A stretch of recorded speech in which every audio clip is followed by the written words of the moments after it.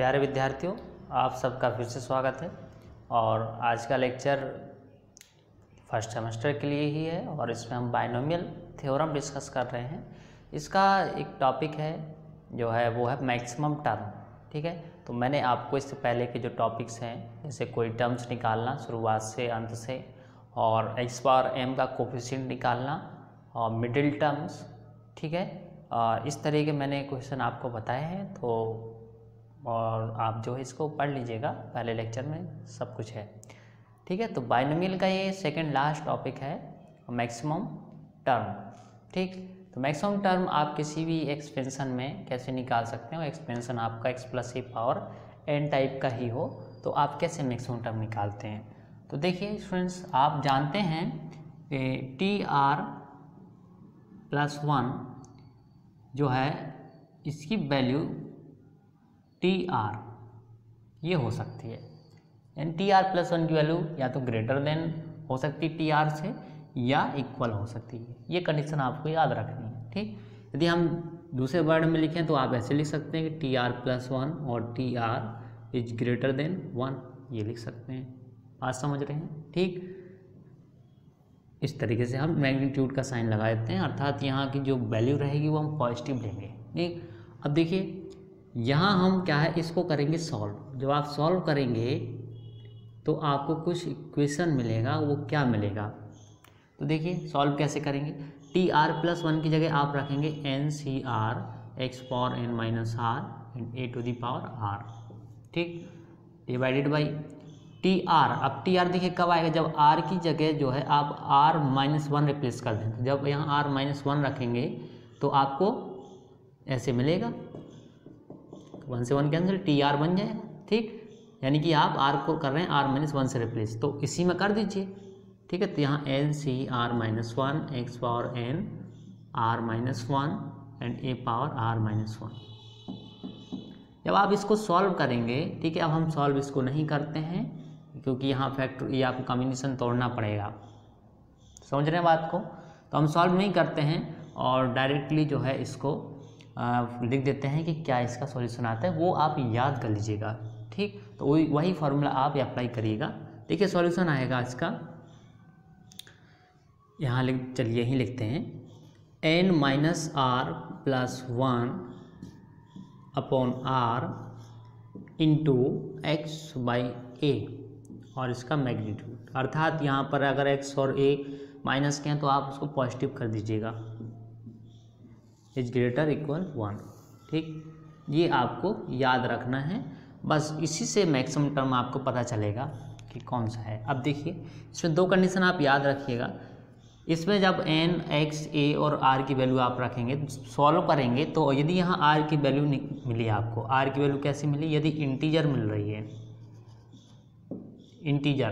ठीक, integer that means अगर आपको 5 मिल रहा है, बात समझिएगा, जैसे आपको 5 मिल रहा है तो इसका जो मैक्सिमम टर्म होगा वो 5वें नंबर का होगा और उसके आगे, यानी टी आर और टी आर प्लस वन। जैसे इंटीजर वैल्यू मिल रही है आपको 5, 6, 7 कुछ भी मिले, ठीक, तो वो टर्म्स होगा 5 नंबर का और अगला terms T R plus one. समझ रहे हैं, वो उसका मैक्सिमम टर्म होगा।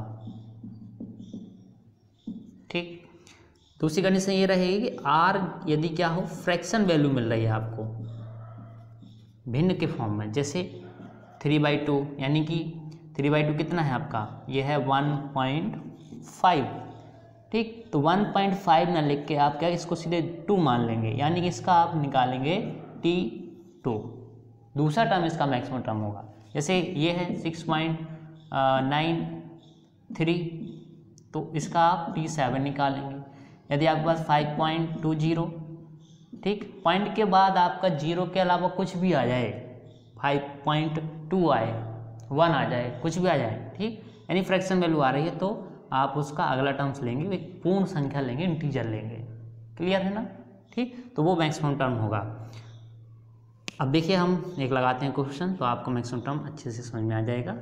ये कंडीशन आपको याद रखना है कि जो है यदि इंटीजर आ रहा है, मतलब एक पूर्ण संख्या आ रही है, जैसे 6, 5 आर की वैल्यू जैसे 6 आ गया तो T6 निकालेंगे। यदि फ्रैक्शन आ रहा है जैसे 2.3 3 4, तो आप इसका t क्या करेंगे, t3 निकालेंगे, समझ रहे हैं। और इसमें जब फ्रैक्शन आएगा तो एक ही मैक्सिमम टर्म होगा, बट इसमें जो सीधी इंटीजर वैल्यू आ रही है तो मैक्सिमम टर्म 2 होंगे, t6 होगा और उसके आगे वाले t7 होगा। बस आपको इतना बताना है मैक्सिमम टर्म कौन सा होगा इसका, ठीक है, कौन से नंबर का। तो देखिए हम क्वेश्चन देखते हैं। क्वेश्चन यह है, फाइंड द मैक्सिमम टर्म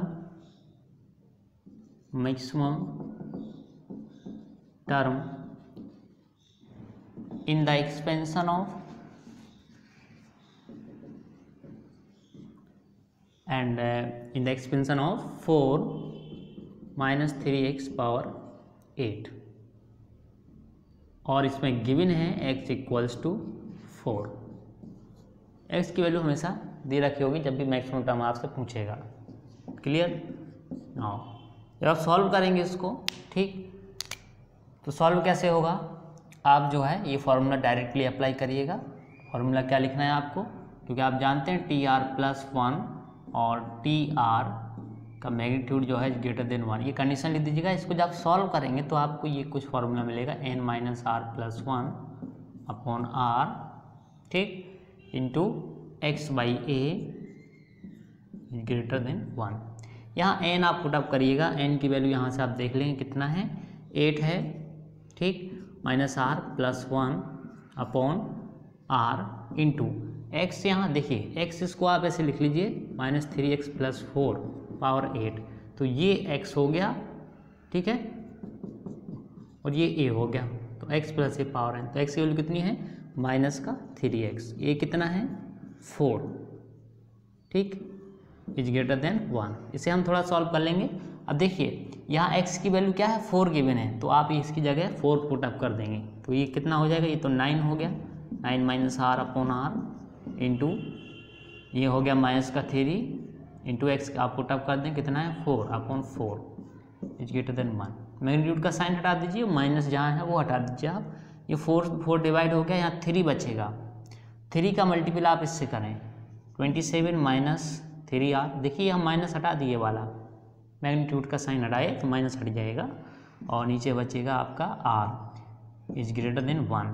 ये इस इनइक्वालिटी को हम सॉल्व कर लेंगे, तो यहाँ r आ जाएगा, तो 27 - 3r is greater than r, and ये 3r वहाँ ले जाएंगे आप, तो 4r हो जाएगा 27, then r is less than equal, ये आ जाएगा 27/4। अब देखिए यही पॉइंट है, यहाँ फ्रैक्शन वैल्यू आ रही है, r equals to 27/4, this is fraction value, और जब फ्रैक्शन वैल्यू आ रही है तो कितनी आ रही है आप देख लीजिए, यहाँ डिवाइड करके, जब आप डिवाइड करेंगे तो r इक्वल्स टू ये आएगा 6 पॉइंट कुछ आएगा, है ना, 24, और आपका बचेगा 3 7, ठीक है, इसके बाद बचेगा 2 5, 6.75 मिलेगा, ये फ्रैक्शन वैल्यू आ रही है, अर्थात इसका अगला टर्म देख लेंगे हम, इसको किसका लेंगे 7, अर्थात आप T7 जो है इसका मैक्सिमम टर्म हो गया, मैक्सिमम टर्म क्या होगा इसका T7। अब अगर आपसे कहता है कि T7 जो मैक्सिमम टर्म है उसको निकालिए तो निकाल सकते हैं, बट आपको इतना बताना है फाइंड द मैक्सिमम टर्म, ठीक, तो मैक्सिमम टर्म इसका हो गया T7 नंबर का, बस इतना पर्याप्त है, बात समझ रहे हैं। अब यदि क्वेश्चन में यहाँ पर r जो है पूरा डिवाइड हो जाता है, जैसे यहाँ पर r की वैल्यू जो है कितनी आ जाती, सपोज 6 ही आ जाती, पूरा डिवाइड हो जाता, ठीक है, मतलब यहाँ 24 होता है, यदि समझ रहे हैं बात को, तो अगर 6 आया ये दैट इज इंटीजर, सो आप इसका मैक्सिमम टर्म कौन सा लिखेंगे, 6 लिखेंगे, दूसरा T7 लिखेंगे, तो 2 मैक्सिमम टर्म होंगे इसके लिए, ठीक है स्टूडेंट्स। तो चलिए ये छोटा सा टॉपिक था मैक्सिमम टर्म का, आपको ये कंडीशन याद रखनी है, इसके बाद जब इसका सॉल्यूशन करते हैं तो आप इस तरह से TR+1 और TR की वैल्यू यहाँ रखेंगे, तो ये आएगा आपके पास फॉर्मूला मैक्सिमम टर्म के लिए, ठीक, यानी इस वैल्यू को हम जो है मैग्नीट्यूड मतलब पॉजिटिव लेंगे और ग्रेटर देन इक्वल 1 के बराबर करेंगे।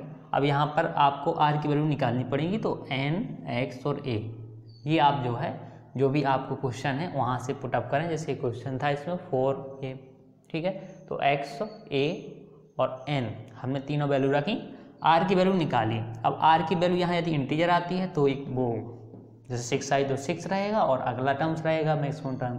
यदि यहाँ फ्रैक्शन आती है तो फ्रैक्शन में आपको नहीं लिखना उसका, जैसे 2.t आया तो आपको अगला टर्म्स लिख देना है। That is clear.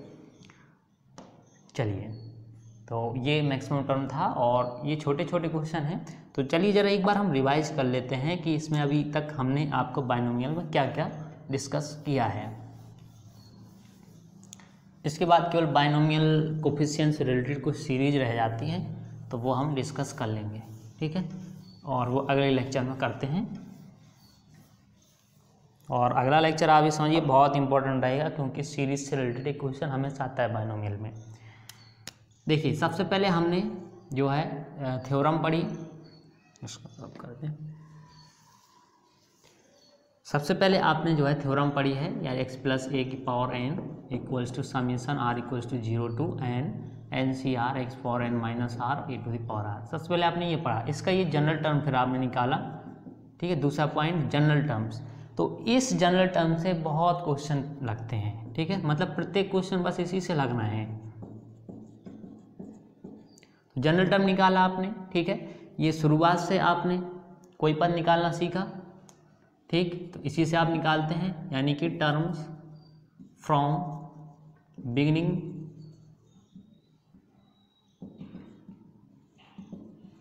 ठीक। चौथा आपने टर्म पढ़ा निकालना फ्रॉम एंड, ठीक।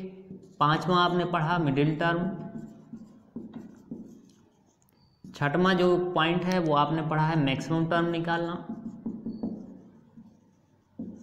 ठीक। एक आपने ये भी पढ़ा है कि कोफिशिएंट निकालना, coefficient of x power m, इसमें दो तरीके से, ठीक है।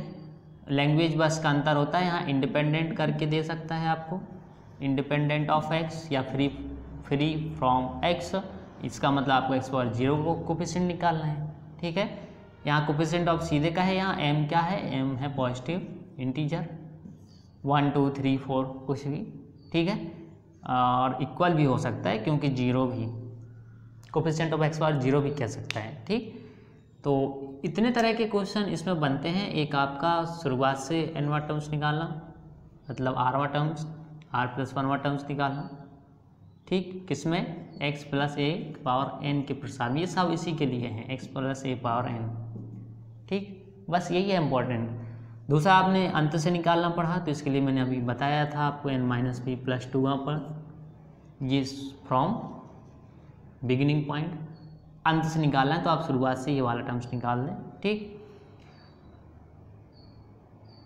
तो ये p करके दे सकते हैं आप, तो यहाँ p की वैल्यू रखेंगे, ठीक है, और n तो आप क्वेश्चन से निकाल लेंगे, ये वाला n रहता है। मिडिल टर्म्स, तो मिडिल टर्म्स के लिए आप यहाँ दो कंडीशन पढ़ी है, एक तो इवन के लिए पढ़ा है सम के लिए, दूसरा ओड के लिए पढ़ा है।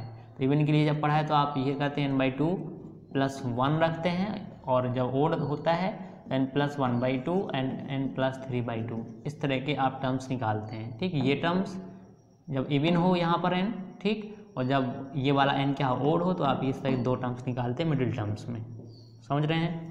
मैक्सिमम टर्म मैंने अभी डिस्कस किया है, कोफिशिएंट पिछले लेक्चर में मैंने डिस्कस किया था, ठीक। तो इतने आपने टॉपिक अभी तक डिस्कस किए बाइनोमियल थ्योरम में। और लास्ट इसका टॉपिक बचता है, तो वो हम अगले लेक्चर में डिस्कस करेंगे, बाइनोमियल कोफिशिएंट से रिलेटेड कुछ सीरीज, ठीक है स्टूडेंट।